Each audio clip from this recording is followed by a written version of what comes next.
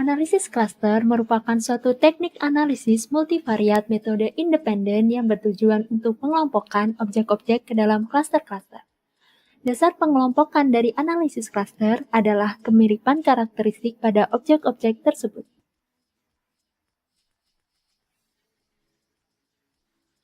Analisis klaster memiliki kegunaan mengidentifikasi banyaknya klaster dari sekumpulan objek, mengidentifikasi karakteristik setiap klaster, memprediksi jumlah anggota masing-masing subpopulasi berdasarkan perhitungan anggota setiap klaster yang diperoleh dari data sampel. Penerapan analisis klaster salah satunya adalah untuk mengelompokkan kabupaten atau kota di Jawa Tengah berdasarkan variabel yang mempengaruhi tingkat kemiskinan. Dengan variabel independen, X1 luas lantai, X2 jenis lantai, X3 jenis dinding, X4 fasilitas buang air besar, X5 sumber air minum, X6 bahan bakar yang digunakan, X7 pendidikan kepala rumah tangga, X8 kepemilikan aset. Untuk mengetahui seberapa mirip karakteristik yang dimiliki suatu objek, terdapat suatu ukuran yang disebut jarak. Terdapat beberapa cara untuk mengukur jarak karakteristik antar objek, antara lain jarak Euclidean, yaitu jarak antara dua observasi berdimensi P, dengan rumus sebagai berikut. Selanjutnya ada ukuran lain, yaitu jarak Mahalanobis, yaitu jarak antara dua observasi yang sama, dengan rumus sebagai berikut. Untuk ukuran lain, terdapat ukuran Minkowski dengan rumus sebagai berikut. Nilai M berada pada 1 dan 2, sehingga ketika nilai M sama dengan 2, akan sama dengan jarak Euclidean. Kemudian terdapat ukuran lain yang hanya dapat digunakan untuk variabel non-negatif, yaitu ukuran Canberra, dengan rumus sebagai berikut. Kemudian terdapat ukuran lain yaitu Sekhanovsky dengan rumus sebagai berikut.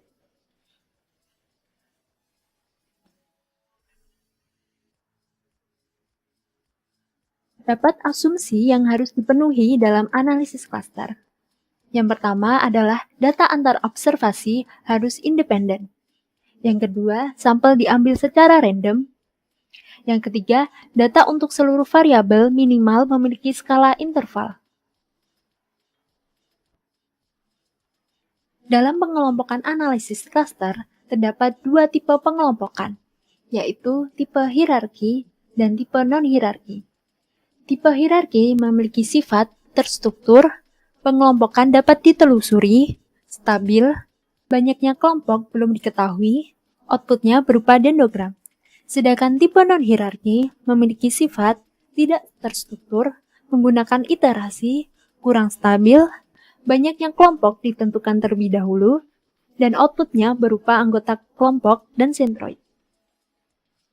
Metode hierarki. Metode clustering hierarki merupakan serangkaian aglomeratif dan divisif.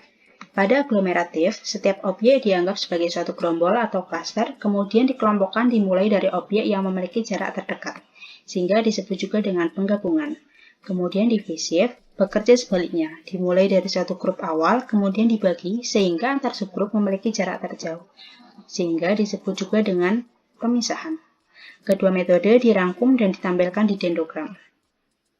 Metode aglomeratif memiliki beberapa metode. Yang pertama yaitu single linkage, yang kedua complete linkage, yang ketiga average linkage, yang keempat metode centroid, dan yang kelima metode ward. Yang pertama, single linkage, yaitu metode pengelompokan dengan cara menggabungkan objek-objek yang memiliki nilai jarak terdekat atau nilai kesamaan terbesar. Jarak yang nilainya terkecil akan membentuk suatu klaster baru, kemudian nilai jarak terbaru diperoleh dari tetangga terdekat atau nilai minimal antara komponen klaster terbentuk dengan objek lainnya, atau bila diformulasikan akan sebagai berikut. Selanjutnya, klaster berikutnya diperoleh dengan cara yang sama. Dengan mengambil contoh dari buku Applied Multivariate Statistical Analysis oleh Johnson dan Wichern, diketahui matriks jarak sebagai berikut. Langkah pertama yang dilakukan ialah mencari nilai terkecil dalam matriks jarak tersebut. Nilai 1 digunakan untuk mengelompokkan antara klaster 1 dengan klaster 2. Sehingga klaster pertama yang terbentuk adalah klaster 1-2. Untuk mendapatkan matriks jarak terbaru diperoleh dengan cara mencari nilai minimal antara klaster yang baru terbentuk yaitu klaster 1-2 dengan klaster 3. Diperoleh nilai 2, kemudian jarak antara klaster 1-2 dengan klaster 4 diperoleh nilai 3, sehingga matriks jarak terbaru diperoleh sebagai berikut. Penghitungan selanjutnya sama, yaitu mencari nilai terkecil dalam matriks jarak, yaitu nilai 2 digunakan untuk mengelompokkan antara klaster 1-2 dengan klaster 3. Sehingga klaster yang baru terbentuk yaitu klaster 1-2-3 dihitung jaraknya dengan klaster 4. Diperoleh nilai 3 sehingga diperoleh nilai matriks jarak antara dua klaster sebagai berikut. Sehingga apabila ingin dibentuk dua klaster, maka terbentuk klaster pertama yaitu klaster 1-2-3 dan klaster kedua yaitu klaster 4. Selanjutnya, complete linkage. Pengelompokan objek di mana jarak antar klaster merupakan jarak terjauh antar klaster, atau bila diformulasikan akan sebagai berikut. Dengan mengambil contoh yang sama, seperti sebelumnya, diperoleh matriks jarak sebagai berikut. Nilai 1 digunakan untuk mengelompokkan klaster 1 dengan klaster 2. Untuk mendapatkan matriks jarak terbaru, dicari nilai maksimal jarak antara klaster 1-2 atau klaster yang baru terbentuk dengan klaster lainnya yaitu klaster 3. Dengan cara mencari nilai maksimal antara 11 dan 2 diperoleh nilai 11. Untuk jarak antara klaster 1-2 dan klaster 4 diperoleh nilai 5. Sehingga matriks jarak terbaru adalah sebagai berikut. Kemudian, pada matriks jarak terbaru diperoleh nilai terkecil adalah antara klaster 3 dengan klaster 4. Sehingga klaster yang terbentuk selanjutnya adalah klaster 3-4. Jarak antara klaster 3-4 dengan klaster 1-2 diperoleh sebagai berikut. Sehingga matriks jarak terakhir atau matriks jarak antara dua klaster adalah sebagai berikut. Selanjutnya, average linkage. Jarak antar klaster diperoleh dari nilai rata-rata jarak pasangan klaster atau dihitung dengan cara membagi jumlah EDIK atau jumlah jarak dibagi dengan perkalian antara NUV dan NW. NUV adalah jumlah unit dalam klaster UV atau klaster yang baru dibentuk dan NW adalah jumlah unit dalam klaster W atau klaster lainnya. Dengan menggunakan contoh yang sama, diketahui matriks jarak sebagai berikut. Klaster pertama yang terbentuk adalah klaster 1-2, karena nilainya terkecil dalam matriks jarak. Selanjutnya, matriks jarak diperoleh atau matriks jarak yang baru diperoleh dengan cara menghitung sebagai berikut.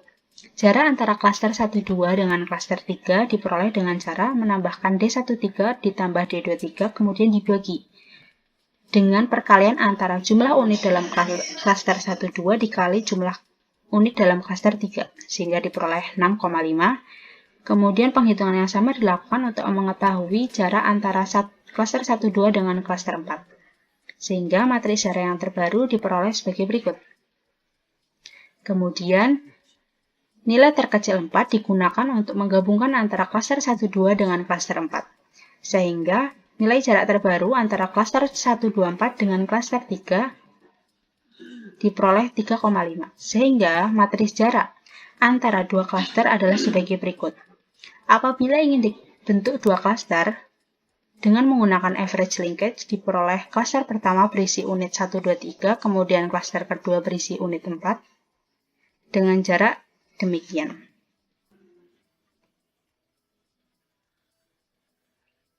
Metode keempat, metode centroid.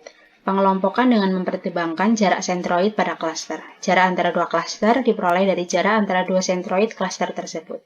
Sentroid sendiri merupakan rata-rata dari seluruh anggota klaster. Klaster yang baru terbentuk akan memiliki sentroid berikut formulanya. Selanjutnya, metode Ward. Pengelompokan dengan meminimalkan informasi yang hilang akibat dari penggabungan dua klaster, yaitu dengan mempertimbangkan nilai error sum of square atau ESS. K-klaster akan membentuk KESS. Pada setiap tahap, penggabungan klaster ditentukan dari kombinasi dua klaster yang nilai peningkatan ESS-nya terkecil. Pada metode Ward, jarak antara dua klaster diperoleh dari jumlah kuadrat antara dua klaster untuk seluruh variabel. Untuk mengetahui apakah pengelompokan yang dilakukan sudah baik atau belum, dapat menggunakan ukuran evaluasi. Ukuran evaluasi dalam analisis cluster yang dapat digunakan adalah root mean square standard deviation dengan rumus sebagai berikut.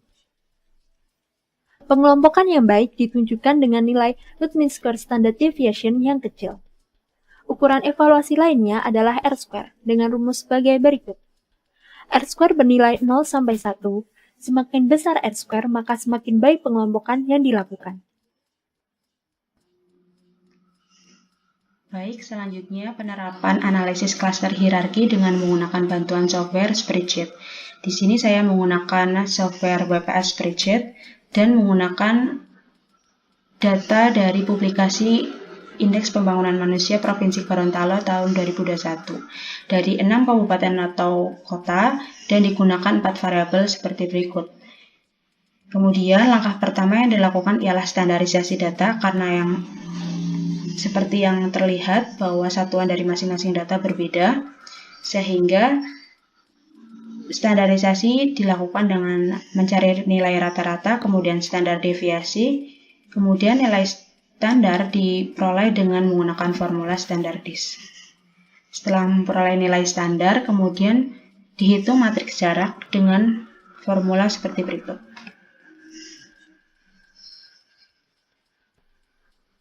Dari matriks jarak yang ada, kemudian dicari nilai minimum untuk dijadikan pembentukan klaster pertama. Nilai minimum diperoleh 1,060, yaitu antara klaster 2 dan 5, sehingga dibentuklah klaster pertama yaitu 2 dan 5. Kemudian, untuk jarak atau matriks jarak terbaru ini, saya gunakan single linkage, yaitu mencari nilai minimum jarak antara klaster yang baru terbentuk dengan klaster lainnya. Seperti berikut. Nilai minimum jarak klaster 25 dengan klaster 3 diperoleh dengan cara nilai minimum antara D23 dengan D53. Begitu pula dengan jarak antara klaster 25 dengan klaster 4 diperoleh dengan cara nilai minimum antara D24 dan D54. Selanjutnya, dari matriks jarak terbaru dicari nilai minimumnya lagi sehingga diperoleh nilai minimum 1,129 yaitu antara klaster 25 dengan klaster 1. Selanjutnya ini digabung kembali sehingga terbentuklah klaster terbaru yaitu 125 dan klaster lainnya 3, 4, dan 6. Kemudian dengan cara yang sama dilakukan pembentukan matriks jarak baru dengan cara yang sama. Dari matriks jarak terbaru dicari nilai minimum, diperoleh akan dibentuk klaster baru yaitu antara klaster 125 dengan klaster 4.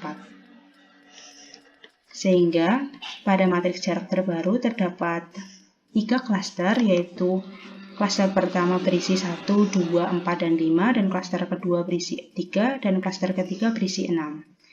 Dari matriks jarak terbaru ini nilai minimum berada antara klaster 1, 2, 4, 5 dengan klaster 3 sehingga dilakukan penggabungan kembali menjadi klaster 1, 2, 3, 4, dan 5 kemudian klaster lainnya yaitu 6.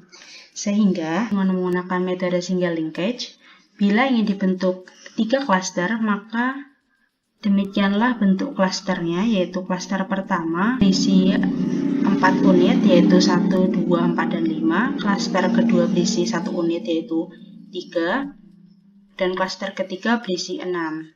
Kemudian, bila ingin dibentuk 2 klaster, maka demikianlah isi klasternya. Selanjutnya, dari hasil pengelompokan dengan menggunakan metode single linkage, dapat dianalisis karakteristik tiap klaster sebagai berikut. Bila dibentuk 3 klaster, maka klaster pertama akan berisi 4 kabupaten, yaitu Kabupaten Bualemo, Kabupaten Gorontalo, Kabupaten Bone Bolango, dan Kabupaten Gorontalo Utara. Pada klaster 2 akan berisi Kabupaten Purwokerto dan klaster ketiga yaitu Kota Gorontalo. Dapat dilihat bahwa dari keempat variabel, klaster ketiga memiliki nilai rata-rata keempat variabel yang tertinggi. Pada klaster kedua, nilai rata-rata umur harapan hidup, rata-rata harapan lama sekolah, dan rata-rata lama sekolah nilainya lebih kecil daripada klaster pertama, namun pada pendapatan per kapita, nilai rata-ratanya lebih tinggi.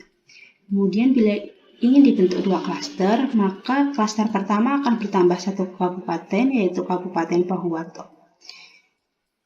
Kemudian karakteristik dari dua klaster terlihat jelas, yaitu klaster pertama memiliki nilai rata-rata keempat variabel yang lebih kecil daripada klaster kedua. Contoh analisis klaster menggunakan stata. Diketahui data beberapa universitas untuk meranking universitas ternama. Variabel yang digunakan yaitu S1 skor rata-rata SAT mahasiswa baru, S2 persentase mahasiswa baru di 10 SMA terbaik, S3 persentase pendaftar yang diterima, X4 rasio antara mahasiswa dan fakultas, X5 estimasi pengeluaran tahunan, X6 persentase tingkat kelulusan. Berikut data yang diketahui. Diketahui dari data bahwasannya skor rata-rata SAT mahasiswa baru dan juga estimasi pengeluaran tahunan memiliki satuan yang berbeda, sehingga sebelum memulai analisis kita akan memverifikasi datanya terlebih dahulu. Langkah pertama, kita buka terlebih dahulu data yang akan digunakan. Langkah kedua, karena data yang kita miliki satuannya berbeda-beda, maka kita standarisasi terlebih dahulu menggunakan sintaks seperti pada layar. Lalu kita enter. Sekarang kita telah memiliki data yang terstandarisasi. Selanjutnya, kita mulai melakukan analisis. Analisis klaster tersedia pada menu statistik, multivariate analysis, cluster analysis, cluster data. Sebagai contoh, kita pilih single linkage. Selanjutnya, kita dapat memilih variabel yang akan kita gunakan, yaitu variabel yang telah terstandarisasi. Untuk ukurannya, kita menggunakan continue, dan ukuran jarak yang kita gunakan adalah Euclidean. Selanjutnya kita klik OK. Klasterisasi telah dilakukan, dan untuk melihat output dendrogramnya, kita dapat memilih menu statistik, multivariate analysis, cluster analysis, kemudian kita pilih post clustering, kita klik dendrogram. Kita pilih satu, kita klik OK. Selanjutnya akan muncul output dendrogram seperti pada layar.